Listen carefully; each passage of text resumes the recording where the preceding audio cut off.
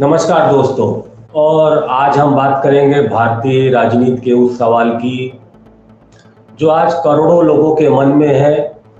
क्या भारत में जांच एजेंसियों का इस्तेमाल राजनीति के लिए हो रहा है? क्या ईडी, सीबीआई और इनकम टैक्स जैसी एजेंसियों का विपक्षी नेताओं पर ही सक्रिय होती है? और सबसे बड़ा सवाल, जो नेता कल तक भ्रष्टाचारी थे वो बीजेपी में शामिल होते ही ईमानदार कैसे हो जाते हैं? दोस्तों, पिछले कुछ वर्षों में देश में एक अजीब प्रकार का पैटर्न देखने को मिल रहा है कि विपक्ष का कोई भी नेता बीजेपी के खिलाफ बोलता है, सरकार पे सवाल उठाता है और अचानक उसके घर ईडी का छापा पड़ जाता है। टीवी चैनलों पर लगातार दिन रात उसे भ्रष्टाचारी बताया जाता है और एक ऐसा माहौल बनाया जाता है जैसे देश का सबसे बड़ा अपराधी वही हो। लेकिन कुछ समय बाद ही वो तुरंत जब छापा पड़ता है उसके बाद वो बीजेपी में शामिल हो जाता है। और फिर क्या होता है, न टीवी डिबेट में कुछ आता है, मीडिया चुप हो जाता है, ईडी की कोई कार्रवाई धीमे पड़ जाती है, ना कोई भ्रष्टाचार की बड़ी खबरें आती है। जनता पूछ रही है कि बीजेपी में शामिल होते ही सारे पाप कैसे धुल जाते हैं। कई उदाहरण है इसमें, हिमंता बिस्वा शर्मा है, शुभेंदु अधिकारी, अजीत पवार जो इस समय नहीं रहे, अशोक चौहान, नारायण राणे, नवीन जिंदल, ऐसे सैकड़ों नाम होंगे जो पूरे भारत में होंगे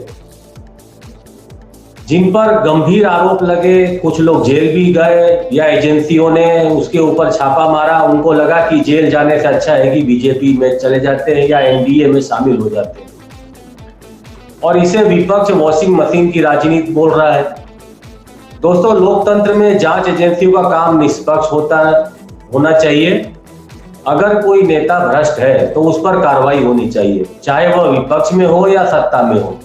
लेकिन अगर कार्रवाई केवल विपक्ष पर दिखे और सत्ता में आते ही मामला शांत हो जाए तो सवाल उठना स्वाभाविक है।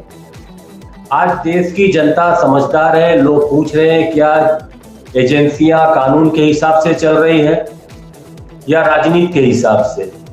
लोकतंत्र केवल चुनाव जीतने का नाम नहीं है। लोकतंत्र का मतलब है निष्पक्ष संस्थाएं, स्वतंत्र जांच एजेंसियां और सत्ता से सवाल पूछने की आजादी।